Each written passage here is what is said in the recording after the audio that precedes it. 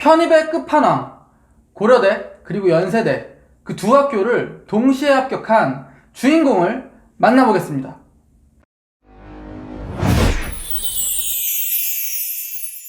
네, 안녕하세요. 기루루TV입니다.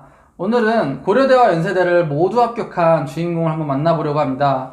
이번 2020학년도 편입학에 연세대 그리고 자꾸 연세대를 먼저 안 해. 고려대와 연세대를 동시에 합격한 강휘중 학생입니다. 안녕하세요. 네, 안녕하세요. 반갑습니다. 네, 일단은 뭐 자기소개 좀 부탁드려볼게요. 저는 이번 23살 강휘중이라고 하고요. 작년 이제 연고대 편입 이제 전기전자공학부 동시 합격했습니다. 네. 축하해요.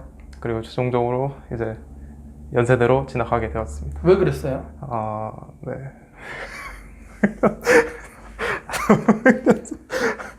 축하합니다. 네, 감사합니다. 부모님이 슬퍼하시진 않았어요? 좀 많이 슬퍼했죠. 그러니까 네. 왜 그런 선택을? 아무튼 굉장히 축하합니다. 일단은 오늘은 이제 합격 인터뷰니까 사실 지금 이 영상을 보는 학생들이 가장 궁금해할 내용은 뭐 휘중 학생의 일단 어떤 그런 바탕, 전적대라던가 그런 바탕, 영수 베이스라던가 그런 것들, 그리고 연세대 전기전자공학부, 고려대 전기전자공학부를 둘 다 최초 합격할 수 있었던 그 비결, 공부 방법이라던가 어떤 컨텐츠를 이용했고 이런 것들이 되게 궁금할 거란 말이에요. 그렇죠. 네, 하나하나 한번 물어보도록 하겠습니다. 일단은 그러면은 전적대 그리고 학과 그리고 영수 뭐 과학이라던가 이런 베이스에 대해서 좀 얘기를 해주세요. 저는 작년에 부산대학교 기계공학부 1학년으로 재학하고 있었습니다. 수능을 3번 정도 치고 이제 와. 더 이상 수능에 대한 미련이 없어서 그냥 대학에 진학해야겠다라는 생각을 가지고 이제 부산대학교에 진학하게 되었는데요. 그래도 나름대로 좀 미련이라고 해야 되나? 남는 게 있어서 그래도 다시 한번 도전해보자 라는 생각으로 작년에 도전을 하게 되었습니다. 네. 그러면은 부산대학교 기계공학부를 어쨌든 이제 수능으로 입학할 정도면은 그래도 이제 뭐 베이스가 이제 좋았던 친구로 봐도 무방하겠네요. 네, 수능에서 제가 수학을 모의고사 때는 뭐 1등급에서 3등급 사이에 왔다 갔다 했는데 뭐 수능에서는 뭐 2등급을 맞았던 걸로 기억하고, 과학 같은 경우에는 제가 물리 1이랑 작년에 삼수를 할 때 제가 물리 논술을 했었거든요. 그래서 그게 좀 이번 작년에 이제 입시를 준비할 때 도움이 되지 않았나. 수학 물리에 대한 베이스는 확실했네요. 어쨌든 탄탄했던 편이긴 하네요. 연대나 고대 준비하는 친구들 중에는 확실히 이렇게 좀 수학이나 물리에 대한 베이스가 탄탄한 친구들이 많은 것 같기는 해요. 네, 많아요. 진짜 많은 것 같아요. 네. 영어는요? 영어는 제가 작년에 수능을 치고 이제 토익을 이제 봤는데 그냥 900점대 초반? 그냥 봤는데? 네, 그냥 제가 치기 전에 그 책을 봤죠. 책 좀 공부하고 네, 혼자서? 네, 독학으로 공부를 해서. 네. 뭐 영어까지도 베이스가 어쨌든 편입을 일반적으로 준비하는 친구들 중에서는 그래도 높았던 편인 걸로 판명이 돼요. 그러면은 최종적으로 지원한 학교 그리고 합격한 학교는 어떻게 되시는지?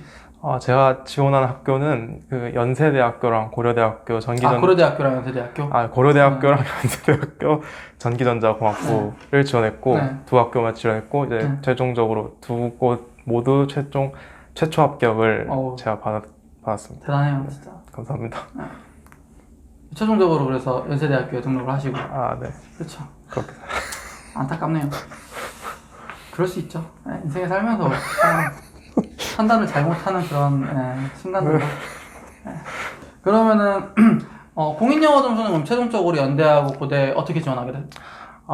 고려대학교 같은 경우에는 연세대학교와 다르게 유탭스를 보기 때문에 제가 토익을 안 보고 제가 유탭스 점수가 300점대 중반? 300 중반 정도? 점수를 받아서 제가 면접 때 교수님께 제가 많이 지적을 당했던 걸로 기억해요. 그것도 뭐라 했어요, 그걸로? 네, 뒤에 얘기하겠지만 좀 사연이 있었습니다. 교수님 그 점수 안 나오실 것 같은데? 그래요?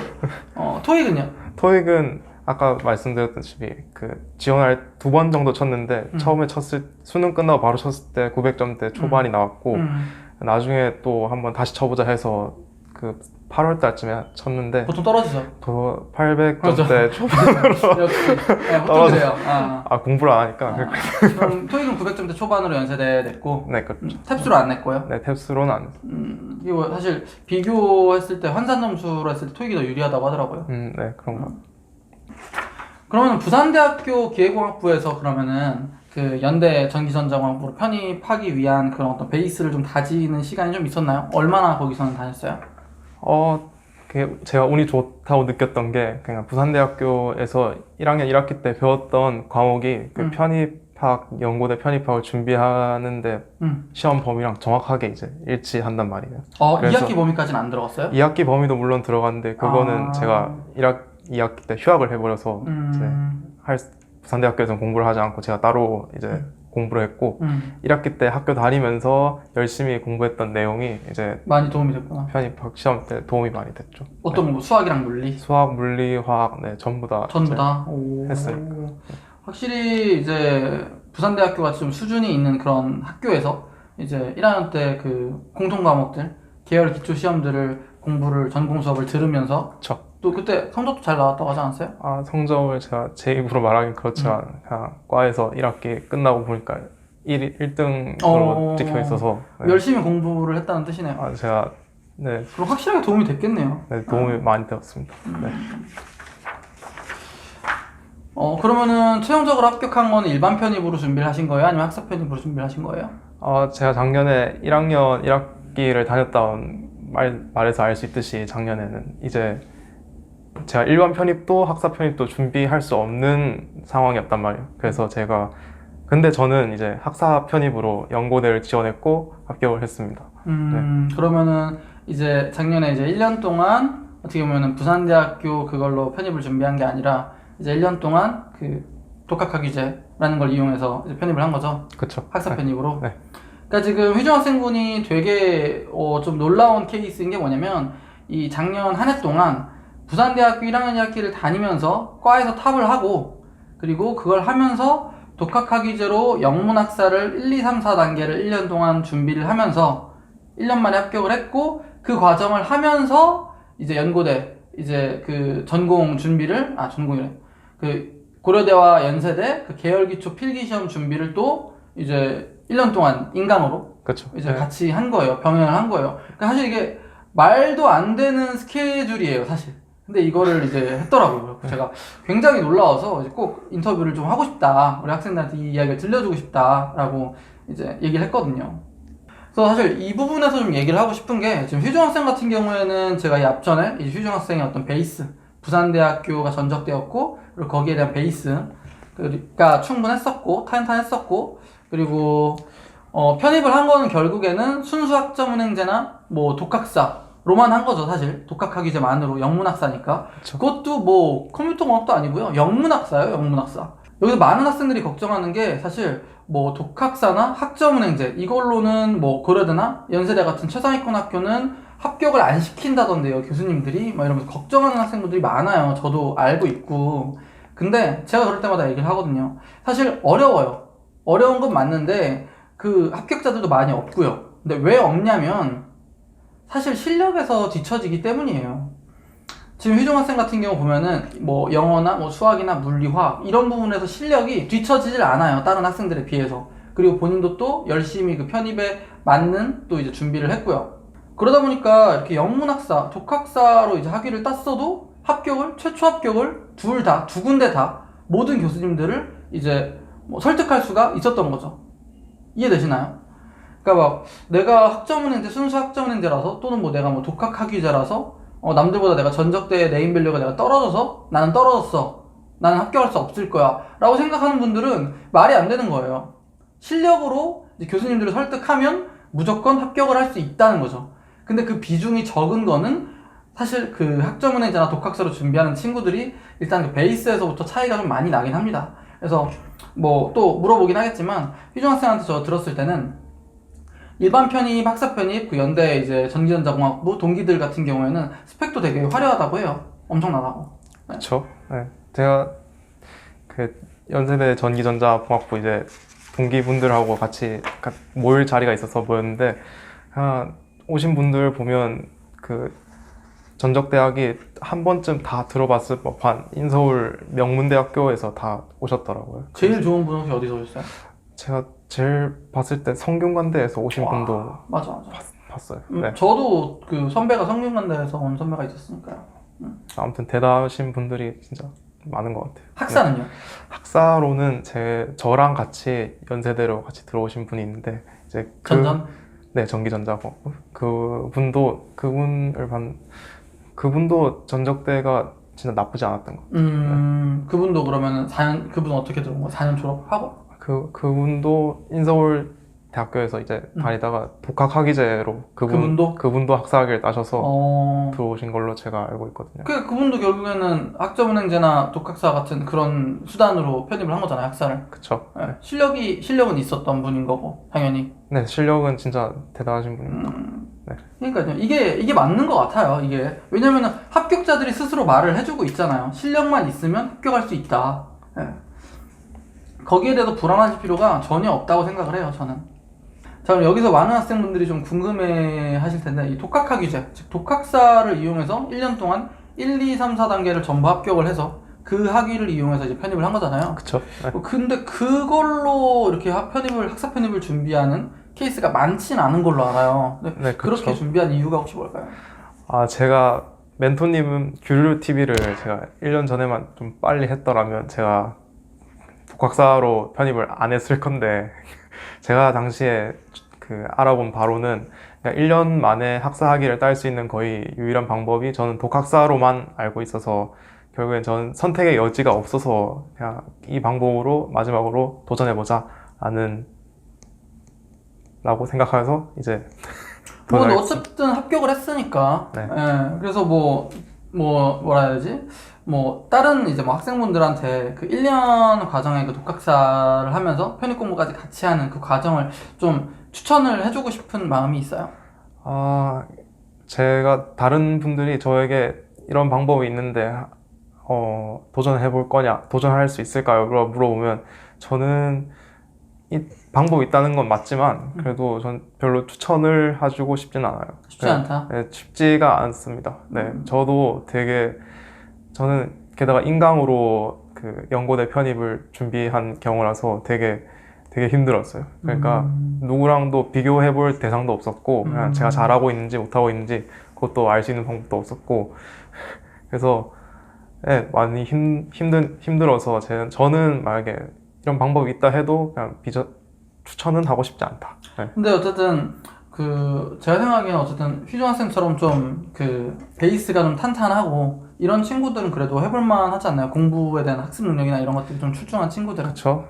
제 독학사가 총 4단계의 시험이 있는데 1단계는 쉽고 사실 수능 그쵸. 공부 베이스 있으면 그리고 2단계부터 이제 전공 기초, 전공 심화, 이제 마지막 학위 취득 시험이 있는데 종합시험? 이게 학습 능력 내용 자체는 어렵지가 않은데 그 내용이 너무 많아서 이제 이제 편입 공부도 해야 되는데 이제 독학사 시험도 준비해야 된다라고 하면 이제 사람이 정말 힘들어지거든요. 멘탈적으로 이제 빠개지는. 그렇죠. 네, 이제 특히 이제 4단계 시험이 이제 10월 말에 있어요. 10월 말인데 이제 10월 말에 이제 편입 이제 대부분의 일정이 이제 12월 달 초에 제가 있는 걸로 알고 있는데 그때 이제 시험 공부하려면 한 달 정도밖에 안 남은 기간인데 12월 중순에 시작돼요. 그쵸. 12월 중순 이럴 때 시작하는데 한 40일, 45일 정도 남은 기간에 이제 그때 편입에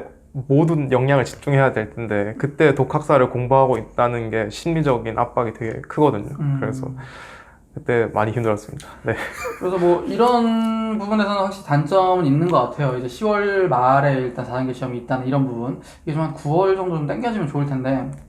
그래서 그런 부분 때문에 편입을 준비하시는 분들한테는 좀 다소 어려움이 있다. 그치만 1년 만에 어떻게 보면은 딱 독학학위제 1, 2, 3, 4단계만 붙으면 학사가 완성이 되기 때문에 굉장히 또 그런 부분에서는 또 메리트가 있다고 보여질 수 있고요. 그래서 본인의 상황에 맞게 그렇게 준비를 하시는 게 가장 좋을 것 같아요. 제가 이전에도 설명드린 것처럼 학점은행제랑 독학사랑 자격증이랑 병행을 해서 조금 단기간에 이제 집중을 해가지고 여름까지 빨리 이제 끝내놓고 편입에 집중하는 그런 과정도 있고요. 이렇게 자격증이나 학점에까지 나는 이제 집중하기 싫어. 난 오로지 독학사만 하는 게 좋을 것 같아. 라고 생각하시는 분들은 또 1, 2, 3, 4단계로 이렇게 해서 하시는 방법도 있고요. 다만 공부량이 되게 많기 때문에 그 점만 좀 유의를 해야 된다는 거 그렇게 이해를 하시면 될 것 같아요. 그러면 이제 가장 중요한 거죠. 사실 학생들이 정말 가장 주의 깊게 보셔야 하는 부분입니다. 고려대와 연세대 이 전기전자공학부를 이제 편입을 준비하면서 공부했던 뭐 전략이나 방법들은 어떻게 될까요? 제일 중요한 건 아마 그 사교육의 힘을 좀 많이 빌리는 게 제일 중요하지 않을까 싶습니다. 그러니까 일단 제가 작년에 준비하면서 일단 3가지 과제가 있었는데, 일단 첫 번째는 이제 편입 자격 조건을 갖추는 거, 일단 두 번째는 이제 1차 전공 시험을 패스할 수 있는 능력을 키우는 거, 수학물리. 네, 수학, 물리, 화학. 이렇게 세 번째는 이제 그 면접이나 자기소개서, 학업계획서, 그리고 면접을 이제 준비하는 거죠. 이렇게 해서 3단계가 있는데 하나하나 다 물어볼게요. 하나하나 이제 좀 낱낱이 파헤쳐 보면, 일단 첫 번째로 일단 그 제가 편입 지원 자격을 준비하기 위해서는 일단 첫 번째로 학사 편입 자격을 갖춰야 되지 않겠습니까? 그죠. 그래서 일단 독학사를 준비하는데 제가 가장 중요하게 생각했던 건 일단 암기량이 굉장하게 많기 때문에 이걸 그러니까 결국에는 누가 반복을 많이 하냐 이 싸움이거든요. 그리고 독학사의 장점 중에 하나는 이제 상대평가가 아니라 절대평가이기 때문에 일종의 저 자신과의 싸움이에요. 그래서 그 해당 과목별로 이제 60점 이상이 다 넘어야 이제 각 단계별로 통과를 할 수 있기 때문에, 그래서 제가 턱걸이로 넘자 이게 아니라 처음부터 아예 100점을 받아보자 이렇게 생각하고, 제가 독학사도 이제 사교육의 힘을 좀 빌려서 교재도 이제 한 5번에서 6번 정도 읽고 문제도 이제 3번 정도 풀고 이제 들어갔거든요. 공부량 어마어마하네요. 그래서 제가 그때 독학사 준비할 때 한 25일 정도를 제가 잡고 준비를 했는데, 되게 짧았네요, 기간을. 네. 2단계 준비할 때? 근데 하루에 한 2단계 준비할 때는 제가 좀 더 길게 잡아서 한 30일 정도 잡았고, 근데 하루에 공부량은 2단계 때는 하루에 한 7시간 정도씩 공부를 했고. 생각보다 많이 안 한 것 같은데.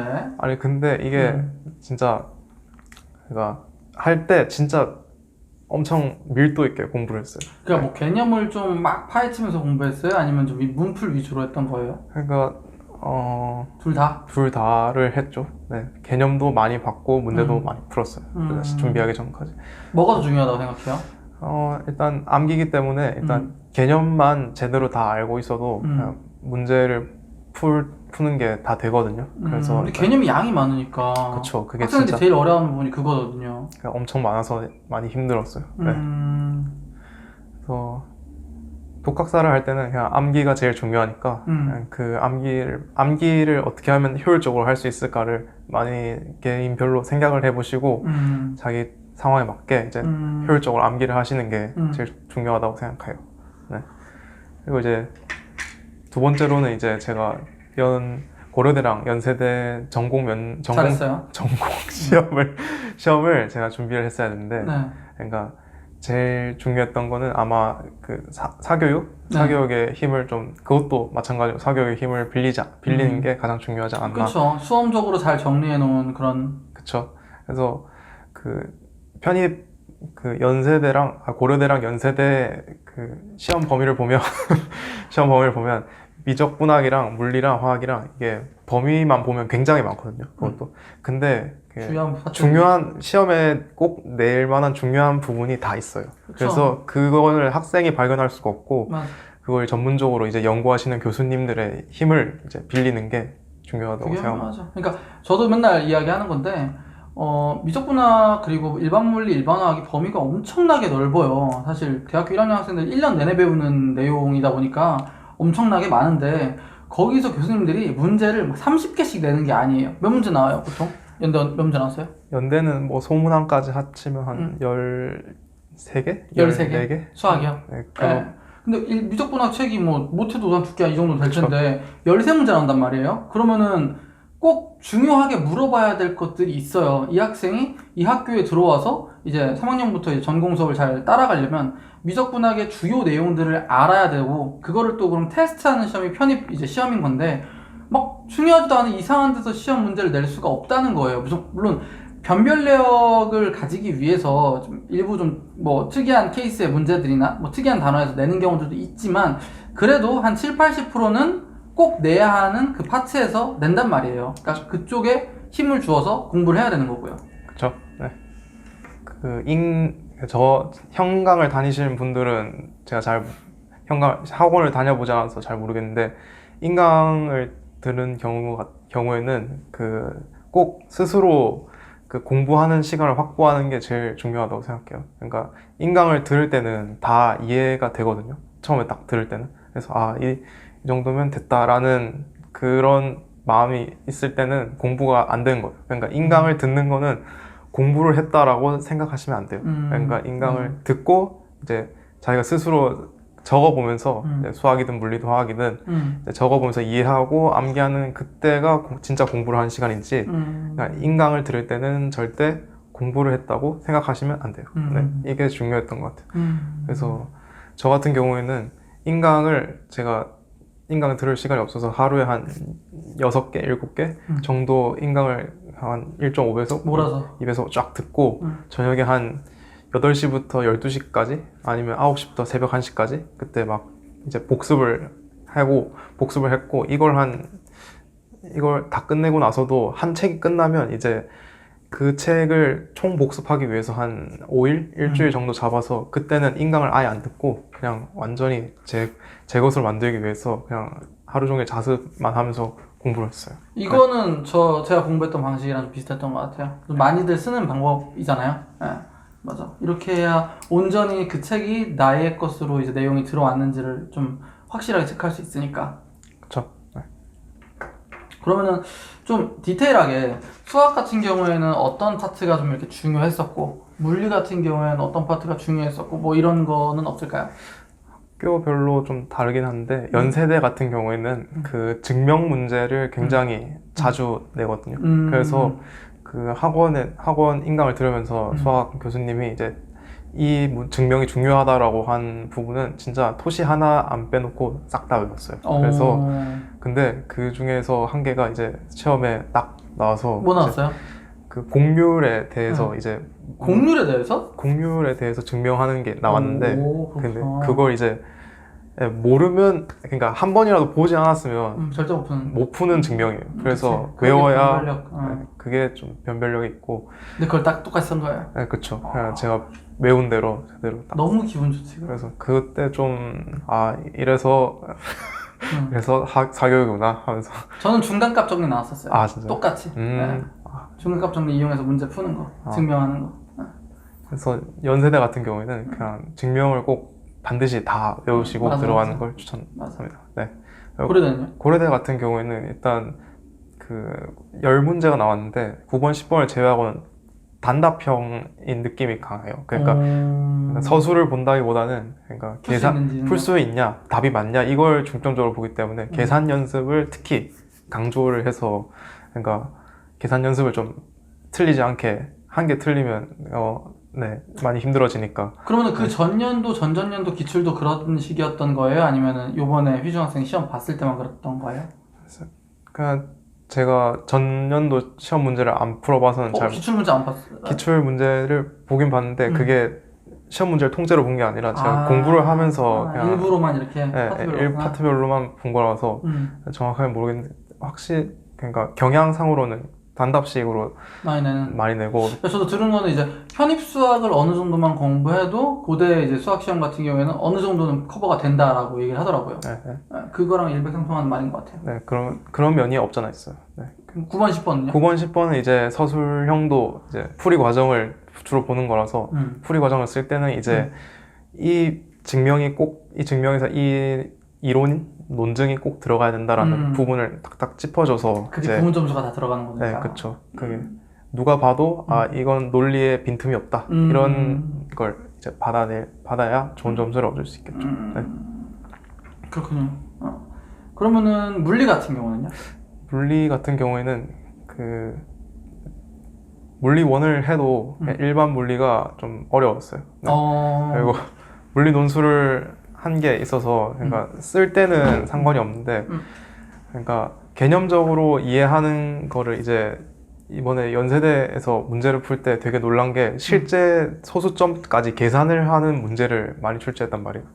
그래서 뭐 몇 자리까지 네, 구하시오. 그쵸. 이렇게? 그런 것도 있고 그냥 계산기 못 쓰죠. 계산기는 못 쓰죠. 네. 그래서 그게 제가 연습을 할 때는 그냥 정수로 된 것만 이제 문제를 풀고 그랬는데 이제 현장에서는 막 소수점 있는 거나 이런 것도 다 계산을 해야 되니까 평상시에 연습을 좀 했으면 평상시에 좋겠네요. 연습을 좀 했으면 어땠을까라는 생각이 들고 그냥 연세대 같은 경우에 물리는 이제 그 다 객관식이고 마지막 두 문제가 이제 주관식이 아니라 단답형으로 20점 각각 10점씩 해서 객관식으로 나왔었구나. 네. 이게 또 근데 매년 약간씩 다르다면서요? 그쵸. 모르죠. 이건 교수님 마음이니까. 네네. 교수님 마음대로죠. 고대 같은 경우는요? 물리는? 고대 같은 경우에는 이제 완전히 물리 논술 시험처럼 그랬어요? 네.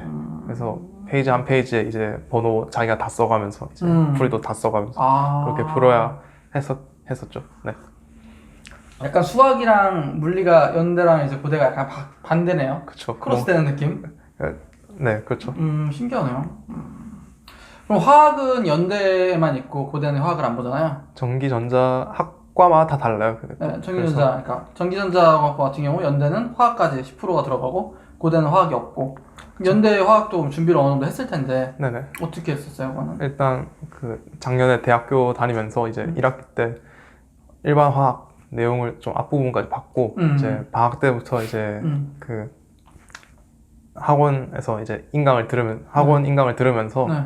이제 그 기본적인 내용 그냥 그 제가 처음에 생각했을 때 그러니까 화학이 전기전자공학부에 한해서는 화학 비중이 10%라서 네. 여기에 너무 많은 시간을 당연하죠. 들이면 다른 수학이나 물리를 공부할 시간이 전혀 없겠다 생각해서 일단 개념만 봤거든요. 개념만 보고 그것만 이제 노트로 정리를 하고 그것만 이제 반복을 했어요. 더 이상 뭐 심화나 뭐 파이널 여기까지 가려고 해도 시간적인 여유나 이런 전혀 없을 거죠. 독학사 하면서. 근데 그러면은 그 시험 볼 때는 어땠어요? 풀 수 있는 문제가 나오긴 했어요? 풀 수 있는 문제가 그냥 봤는데 몇 개만 풀고 그 나머지는 그 운에 맡겼어요. 절반도 못 풀었어요? 네, 절반도 못 풀었던 것 같아요. 그것도 객관식으로 나왔나요? 네, 객관식으로 나오고 주관식 서술형도 있었어요. 근데 이제 사실 제대로 푼 거는 많지 않다. 네, 그렇죠. 그러면 뭐 작년에 붙었던 친구, 연대 전기전자 붙었던 친구 한 명이 그 친구 일반이었는데 화학을 아예 안 했대요. 아예 그냥 하나도 안 했다고. 그런 친구들도 있더라고요. 네, 그런 분들 몇 분 봤어요. 그러니까 이거는 상황에 맞게 준비를 하시면 될 것 같아요. 연대 전기전자를 목표로 하시는 분은 비중이 10%밖에 안 되기 때문에 물론 이제 하면 좋겠지만 본인 상황에서 물리나 수학도 다 마스터할 시간이 없다라고 한다면 진짜 뭐 휴중학생처럼 딱 기본 개념만 해서 노트에 정리해서 그것만 달달달 암기한다거나 그래서 효율을 좀 찾아가는 게 제일 중요할 것 같아요. 들어보니까 지금 휴중학생이 사실 뭐 1년 동안 말도 안 되는 그 과정으로 지금 편입시험 준비를 했는데 보니까 그 안에서 어쨌든 말이 되게끔 만들려고 본인이 스스로 노력을 많이 한 것 같아요. 효율을 찾으려고. 그렇죠.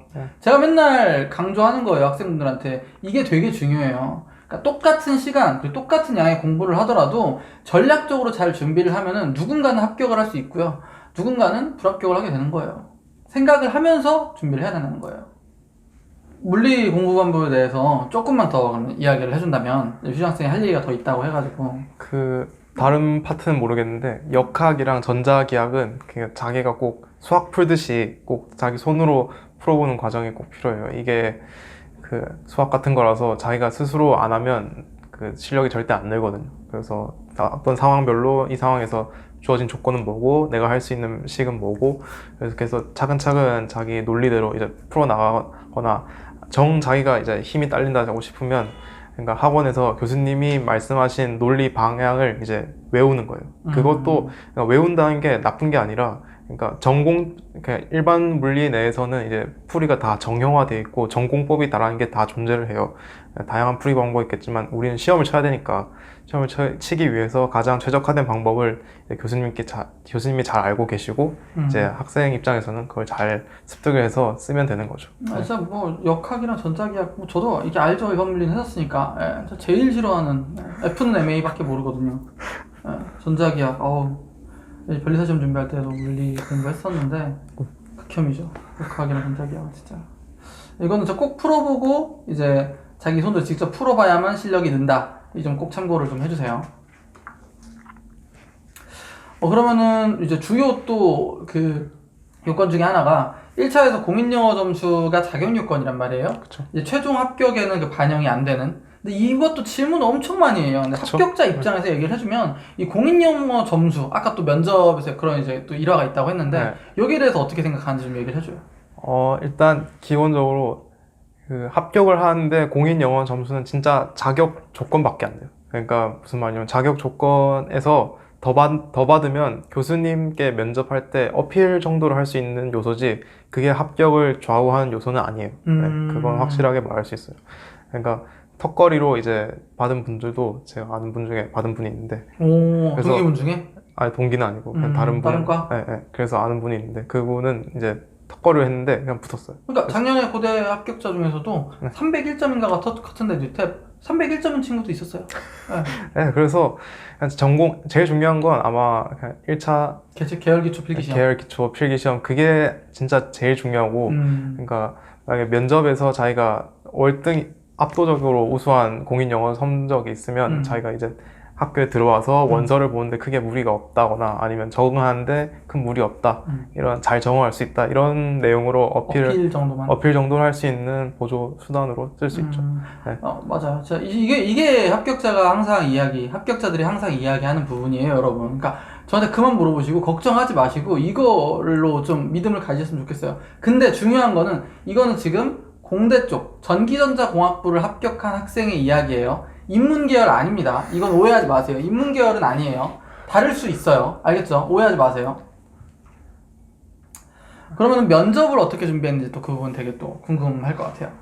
면접을 제가 그 도움 받으신 분이 있는데 그분한테 이제 면접 준비하는 방법을 들었거든요.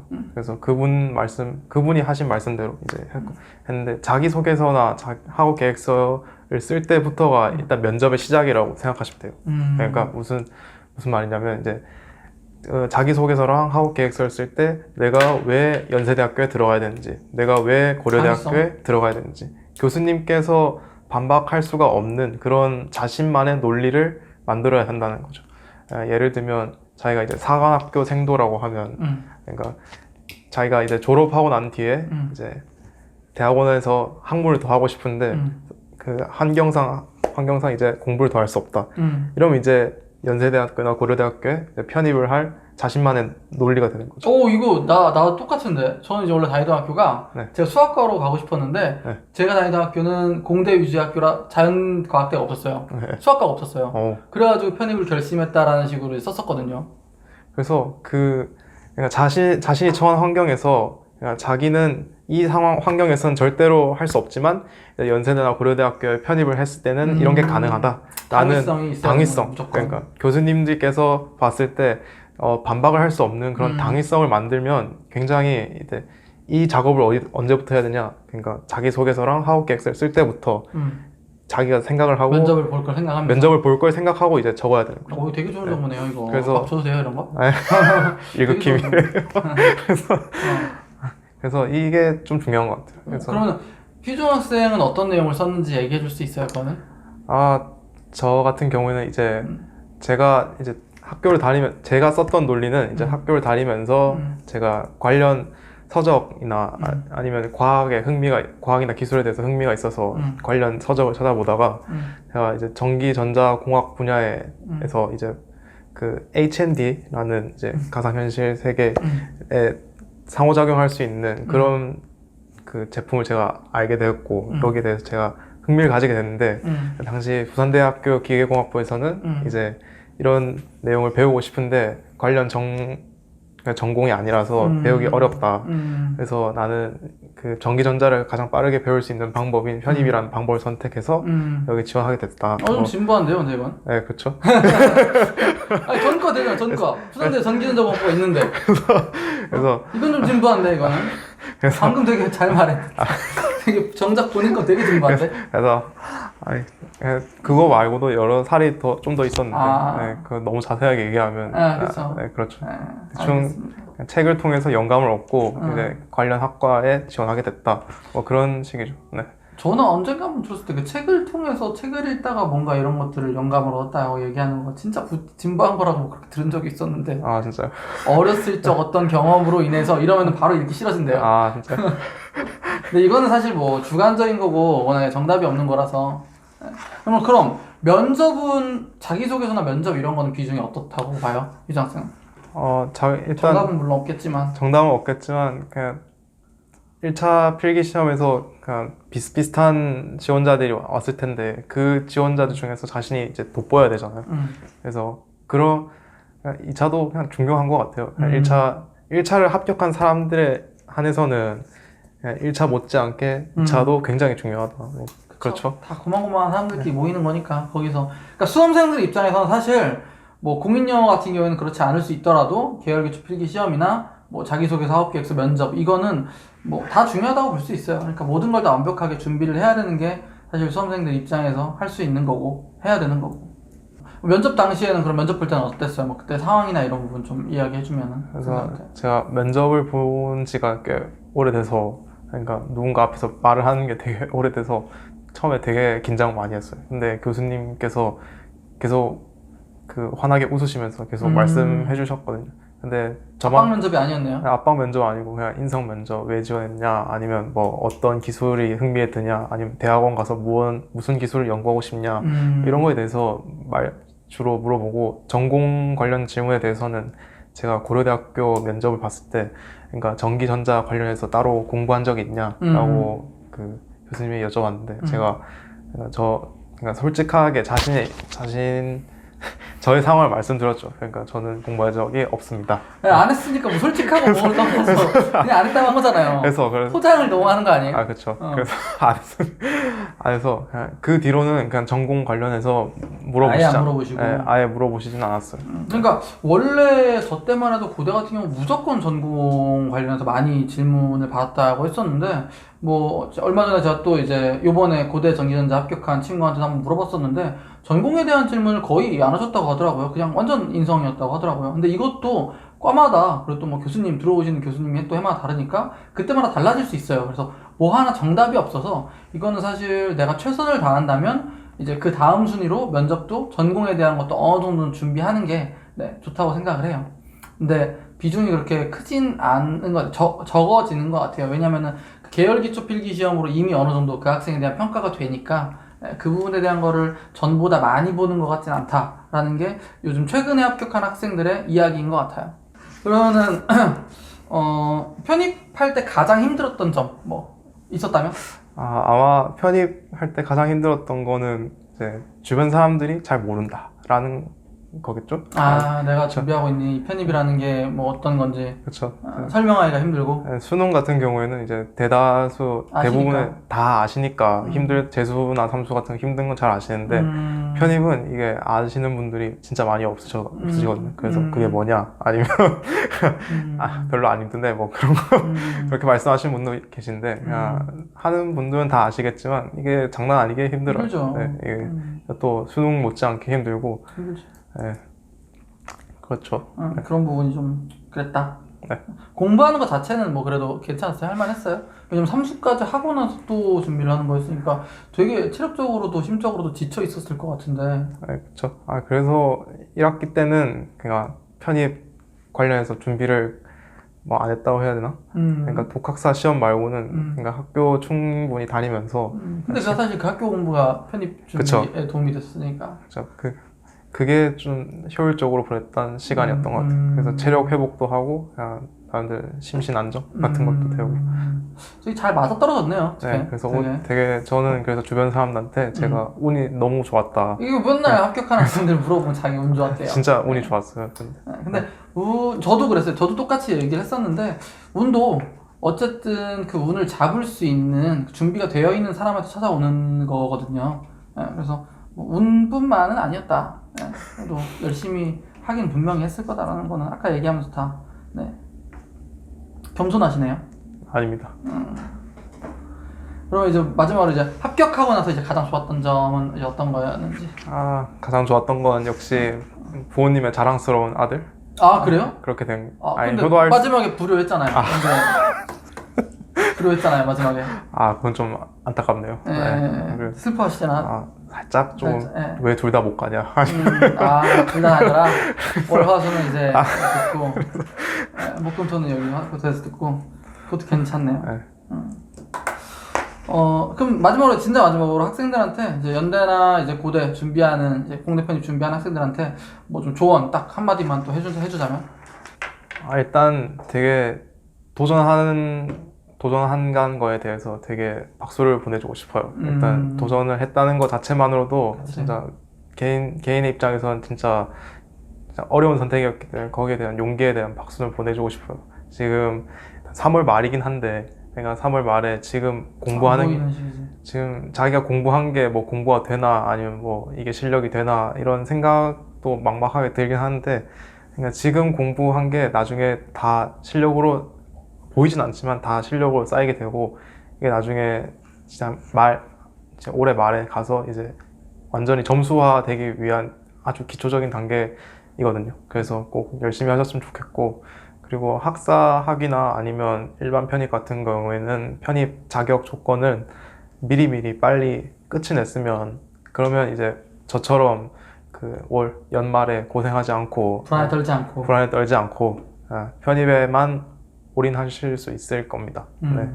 그래서 제가 항상 제가 읽었던 책 중에 그러니까 12가지 인생의 법칙이라는 책이 있었는데 12가지 인생의 법칙 그래서 적어야겠다. 조던 피터슨인가?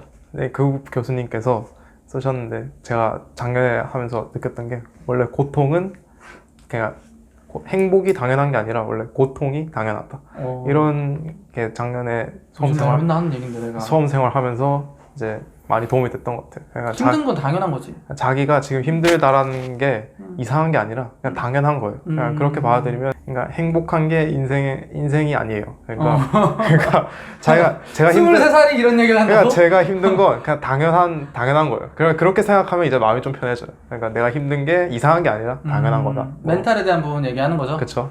자기가 힘든 게 그냥 당연한 거라고 생각하면 그나마 좀 마음이 좀 나아질 거예요. 저는 그랬어요. 네. 그러니까 이제 얘기하는 거 이거죠. 그러니까 졸라 힘드니까 각오하고 힘든 건 당연한 거니까 그냥 그거를 즐기고 받아들여라. 그러니까 이런 얘기죠. 그거밖에 방법이 없는 것 같아요. 네. 알겠습니다. 규루루 TV 출연 소감은 어때요? 생각보다 되게 멋진 것 같아요. 네. 뭐가 멋져요? 멘토님도 그렇고 여기 시설도 그렇고 되게 굉장한 것 같아요. 뭐가 굉장해? 여기 좀 굉장한 것 같아요. 네. 네. 그러면은 뭐 다음에 또 이제 또 좋은 컨텐츠로 또 만날 수 있으면은 또 이제 제가 또 생각을 하고 있는 게 있거든요. 학교 공부 좀 열심히 하고 있다가 또 이제 그 편입을 하고 그 학교 그 이후에 이제 학교 생활이나 이제 공부하는 그런 부분에 대해서도 전기전자공학과는 특히나 또 희망하는 학생들이 너무 많잖아요. 남학생들 중에서. 그쵸? 여학생들도 마찬가지고. 그래서 그런 부분에 대한 이야기를 한번 해주는 그런 컨텐츠도 있으면 좋을 것 같거든요. 네, 안 그래도 이번에 그 편입으로 들어오신 분들이 지난 4년 동안 중에 제일 많았거든요. 그래서 진짜 많아요. 그래서 일반 편입으로 들어오신 분이 한 17분? 와, 진짜 많다. 진짜 많이 들어와셔서 이번에 진짜 많이 뽑았구나. 그래서 혹시 기회가 된다면 저 말고도 다른 전기전자공학부 학생 데려올 수 있으면 데려오든가. 좋죠. 네. 그래서 전기전자공학부에서 어떤 공부를 하고 어떤 걸 목표로 자기는 공부를 하고 있고 본인은 이런 부분에 대한 걸 이야기해 주는 것도 좀 이제 편입 준비하는 학생들 어떻게 보면 막막하잖아요. 편입하고 난 다음에도 걱정이고 그런 부분에 대한 이야기를 좀 많이 해주면은 좋을 것 같아요. 네. 그렇죠. 네. 알겠습니다. 고마워요 오늘 출연해줘서. 안녕. 네. 안녕.